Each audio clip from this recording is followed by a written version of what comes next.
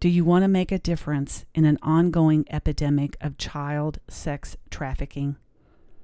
Have you heard of the movie Sound of Freedom? The movie was produced by Angel Studios, the same production company that produces the Chosen series. It chronicles the life of Tim Ballard, who risked his own life going in deep into the jungles to rescue children from the sex trade. If you've seen the movie or if you've heard of the movie and you've been compelled to do something to make the difference, I'm going to give you that opportunity today. We're speaking to Rachel Ross, and she is the founder of Forget Me Not Ministries in Romania. Listen in as God placed a burden on her heart for these Romanian children, whom she's devoted her life to in ministry, where it was, how it grew, and where it is today. Stay tuned for the closing because I'm going to give you an opportunity to participate in a live and silent auction that's coming up September 16th. I'll provide the links in the show notes for opportunities for sponsorships, not only for the children, but for the families. The family unit there is very fractured and broken. And the difference that Rachel and the ministry has made in that community is tremendous. Praise God. Stay tuned to hear the story. And then if you feel compelled to support in any way, I'll give you plenty of opportunities through the links in the show notes. This is Teresa Davis, your host of the Grief Mentor podcast. Welcome to Season 2, where together we will journey through the hardships that grief thrust upon us while holding on to the anchor that is trustworthy and true. Here you will find interviews and biblical truths that speak healing into the mind, body, and spirit of the brokenhearted. I'm so glad you're here. Today, guys, we're going to talk about serving others. Service to others helps heal a broken heart. And I want to open your eyes to the life of a child in Romania. The truth is, guys, we can't change the whole world, but we can change the life of one. And that starts with one generation at a time. And today, my guest is Rachel Ross. Rachel is the founder of Forget Me Not Ministries. She's a graduate of Lincoln Christian College, and she prayed for an opportunity to do God's work in Romania since she was at the young age of 13 when she was living in Las Vegas, Nevada. Little did she know that God would not only answer that prayer, but would bless her beyond belief by the lives of the abandoned and abused children that she would care for in Romania and their families, and those who faithfully serve alongside her as well. Welcome to the show, Rachel. Thank you, Teresa, for having me. I'm happy to be here. So just to let the folks know, it's like the time we're recording right now, it's like 12 noon Eastern Daylight Time. And then in Romania, it's 7 p.m. What's the time zone there, Rachel? Yes, it is GMT +2. So. GMT +2. Okay, whatever that means. Well, it's 7 p.m. there. So I'm glad it worked out that we were able to get together for this time. So just tell us, Rachel, tell us about Forget Me Not and how the ministry began. Yes, so Forget Me Not began in 2006. And at the time, I was working in a children's hospital, volunteering here in Romania. And they're just, sure you're aware of all the abandoned children in Romania. And I know that, a lot of news coverage has happened with that. So really just came to be used and to love on these kids, to be there and to see what doors God would open next. And in seeing so many of the babies being of Roma background and ethnicity, and just praying over why that would be and what that next step would be to help prevent them from being abandoned. Forget Me Not was born out of that, out of seeing the injustice in the treatment of the Roma in my experience here in Romania and throughout Europe, but just also this cycle of abandonment that they were caught in. So Forget Me Not was created then in 2006, and it was really to educate and to equip and to empower the Roma gypsies here in Romania to be able to prevent abandonment and abuse and trafficking that's been so prevalent, and to do this through the love of Christ. Through everything we do, Christ is at the center of it, and we know that transformation happens through him, and that we want to lift this beautiful people group up to him and allow him to work in that. Well, tell So it us this. started. I'm sorry, go ahead. No, you're fine. Yeah. So 2006 was when it officially began. When it officially began. So tell us the story about, because you were there and you were in the hospitals there. Mm-hmm. Yes, yeah. And, orphanages and hospitals would really just have the majority would be the Roma children and infants there.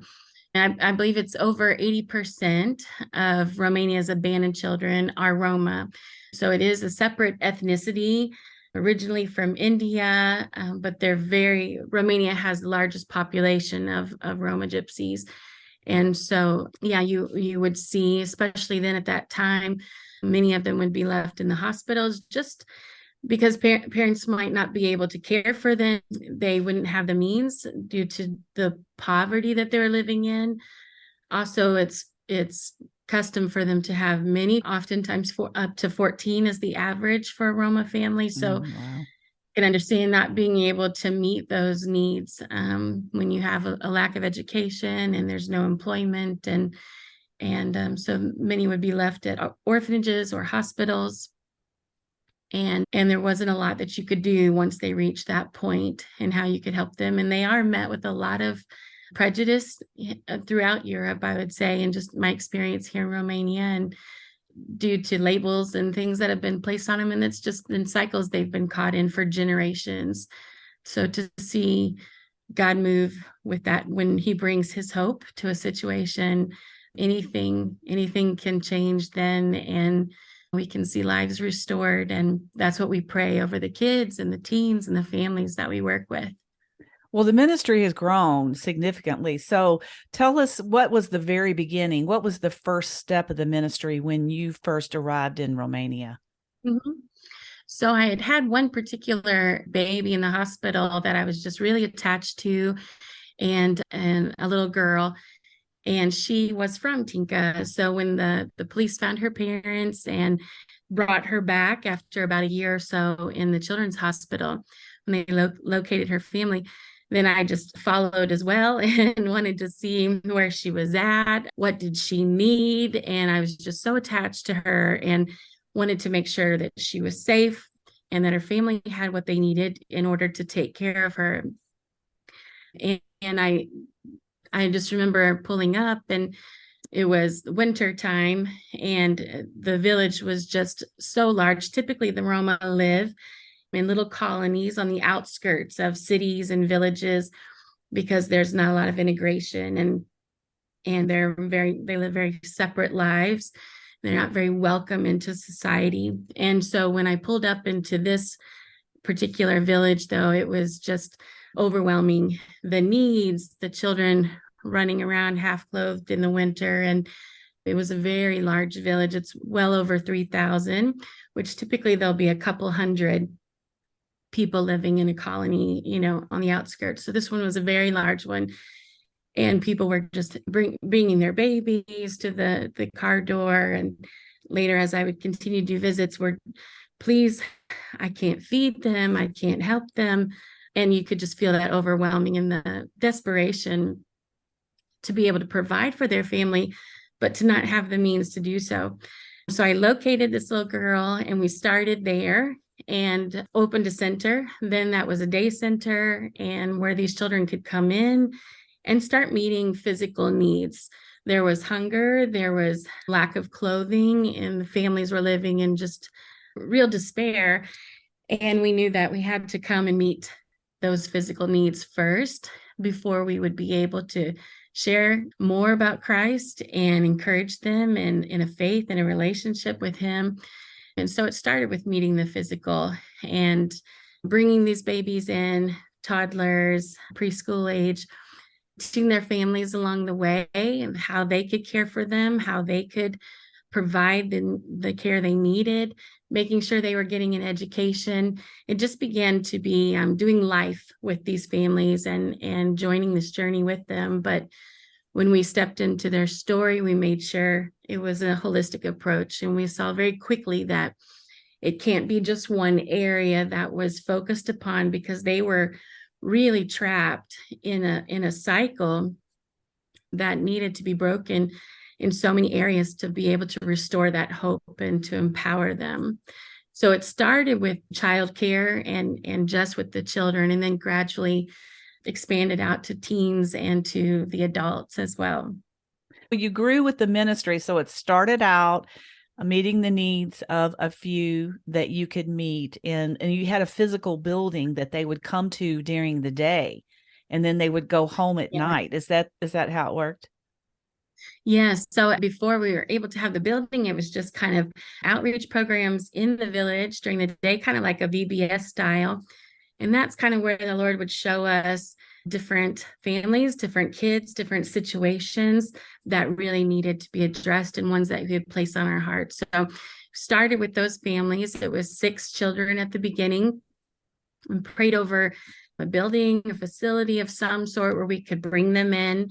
The village can be a very dangerous place. There is a lot of abuse and things that happen. And so before that is addressed, they just needed some safety. They needed some love. They needed some attention and some of those physical needs met. So started with the 6 children, and then it became bringing alongside their parents and those who are willing, and then it became adding on the different areas of projects. So whether that would be a food co-op or employment, all these different areas to help empower them. We learn all the time each year, because each year we grow, we are getting into new seasons, and those kids, quickly became teenagers, and then they were getting married, and, so we've had to learn along the way, but it's been really beautiful to see them empowered in that journey. And that's through sponsors like yourself that come alongside and are able to offer them that hope. And when you see them grab hold of that, it's so beautiful when that starts to take root and is planted in them, because then they look for these opportunities. They go further in their education than previous generations.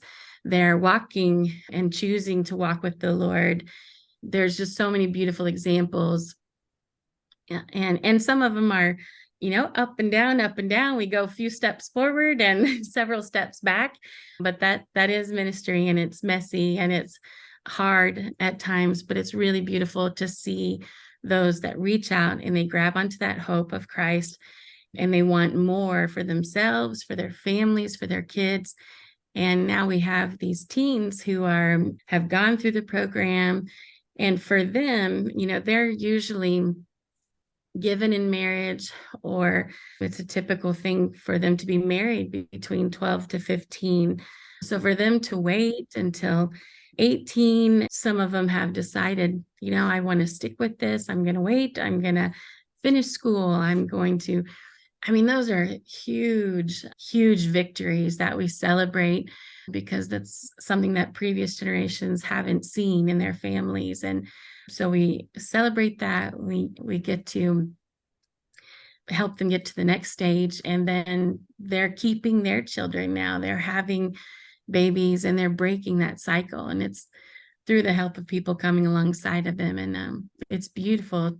It's beautiful to see those cycles begin to be broken, and them just to want more for their children, for their next generation, after getting to experience that themselves. Well, we've already kind of talked about the culture and what makes the kids at risk there. It's just, as you've already described it, it's just a culture that is not looked upon as having worth, and all of the socioeconomic factors that go along with that type of community that make these kids at such high risk for many types of abuse. So let's give us an idea. So I'm assuming there's once they get school age, like when you take the kids in, give us what it looks like for a child to come in as a young child, and then move us through the ministry and what that looks like. Sure. So the children, when they're young, and especially the first generation, they were there daily. And we had a little interruption during COVID, and we were shut down in the daily part of it in our building, but we're still going out to the kids as of recently. But yeah, the first generation, they were coming every day, receiving meals and having an educator there along with them, their Bible lessons and showers, everything they needed. Really, they would go back in the evening, but a lot of them just needed that safe space. That first generation, it was rough. There was a lot of, that was our first generation, and families have to learn the rules too of what's allowed, what's not allowed to be in the program, and what's accepted treatment with your children, what's not accepted, and all of this. So that took a long time, I think, to cultivate and to grow and to instill in everyone. But now that first generation, they've moved on, and they were the first teen program as well. So again, it's another learning curve just of how that works with teens, but they've done an incredible job. And now it's the second generation coming through. And so there's all ages. Once they are done nursing, they begin to come to the outreach programs for the children. Everyone, all of the kids and the teens, their medical is provided. So we're in more of a remote area, remote village. So the local hospital is about 40 minutes away. And so that we have some local doctors, but for the majority of them, they're going to go to the hospital for treatment and things. So this is a pretty constant thing. You can imagine in the conditions where a lot of these kids are growing up, it causes a lot of medical issues, a lot of respiratory problems, and just with lack of plumbing and water and things like this, it's hard to prevent some of these issues from arising. So we make sure that medicine is taken care of. And then you want them to receive, fair treatment in school. And it's hard to go to school if you don't have good clothes and shoes and things. So these needs we try to meet as well, which sponsors come alongside and help. So really, when we jump in and we take on a child, we're really taking on their family as well, whatever needs might arise in their journey. But one thing we really try to do is empower. So the families need to, in exchange for certain things that they need to improve in their home or other needs they may have, we try to exchange work, a day of work or something like this. So it's not enabling the family or making them feel bad that they have to ask, but instead it's just really empowering them, and they're able to step into that and provide for their family themselves. So the kids learn this at a young age, and they'll have different chores and things like that around the program to do. But then the teens and the preteens now are stepping into that for the first time, and they're getting a few things here and there that they can earn money for. If they want to look cool with they're in middle school now or going into, and they want to be able to purchase what they want.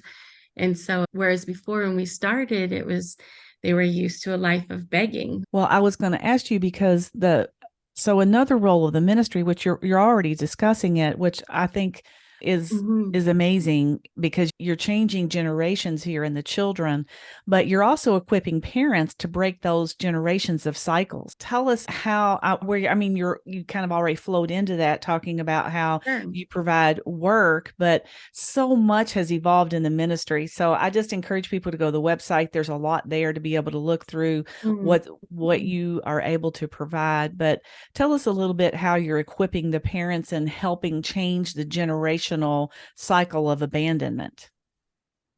Absolutely. So with the parents, a lot of people in this area, what we've experienced is that they would say the Roma don't want to work, or they're lazy, or you hear all of these different things. But really what we found is that when they're given the opportunity, and again, where we're at, and for the Roma, there really is very little opportunity for employment. But when we create that, you can see that, everybody wants that opportunity. They want that chance. And so that's the part, is just trying to keep up with creating that for them, because it's great that need is there, and that desire and hunger for that. And then you just see these huge smiles, after they're able to work and provide food that evening for their family, or maybe they wanted to fix something in their homes or whatever it might be. It's just really neat to see them walk away empowered. And so we try to do that in a lot of different ways through employment. One of the main programs is Joy Beads, where the women are learning to make paper beaded jewelry. And a lot of them, can't read or write. So we really started by trying to find things that would be something they could learn. And Joy Beads was created then. So that's one area for the women, and we have Bible study through that. And it's just kind of a chance for them to be heard. And we talk and we laugh and we cry together. And it's just a really neat little community. And then for the men and the women, we have an FMN garden. And so it's a little over an acre, and they're able to tend to that. And all of that produce then goes into our food co-op. So then it also benefits the family and kind of all stays within the program, but it's creating work. They're learning how to can things and preserve things and make different recipes that'll keep them during the winter. So it's really neat how God's orchestrated that to flow together. And we have orchards that they tend to that came on the different properties. So they all are learning new skills each year as well. And then the teens will come alongside, and the parents will help teach them. The preteens have just started, and they're learning that work ethic, which is not something that was there in previous generations. They didn't have the opportunity, and now they do. So it's a huge part in breaking that cycle of abandonment and of trafficking, because with trafficking, then you're not so vulnerable to being taken advantage of or taken to other countries. And with abandonment, we've been able to come alongside families who were on their way to the orphanage with their kids because they couldn't make ends meet anymore. They didn't think they had a way to provide for their kids, and then to invite them into the program. And those kids are still at home. They've been able to be raised with their other siblings and their parents. And that's just beautiful to see God keeping these families together when they thought there was no hope. But through empowerment, through employment is just one huge way that God is breaking those cycles. Well, and do you have a staff? So there's a lot of work that goes on there. Do you have a staff now that assists you? Yes, so we have Romanian staff that help in the different areas. So whether that be with the food co-op, and we have a great lady, Rodica, who's training, and she teaches the Roma how to can. And when we have chickens there, she's teaching them all kinds of care with that and how to be more self-sufficient in their home and providing these things for their families. And so a lot of them, it's neat, the little things they learn, whether that be gardening or with chickens, they'll go home and do a really small version with their families. And they're so proud of putting into practice then what they've learned. So yeah, we have staff working with the food co-op and thrift store area, and then ones that take care of maintenance and repair. And there are 3 building sites for the different programs, 3 buildings that we use. So there's a lot of upkeep, and which just creates more employment for the Roma. So we try to use them wherever we can, but there are Romanian staff members that come alongside of them as well and help teach and train and get them to the next level. Mm-hmm. We're going to get into what people can do to help, ways that they can support the ministries. But I just saw that you guys have housing for groups that come, which is huge. I didn't know that you had that. So I was so thankful to see that. So you actually have housing for the people that volunteer. How many groups do you have come a year that volunteer? Yeah, let's see.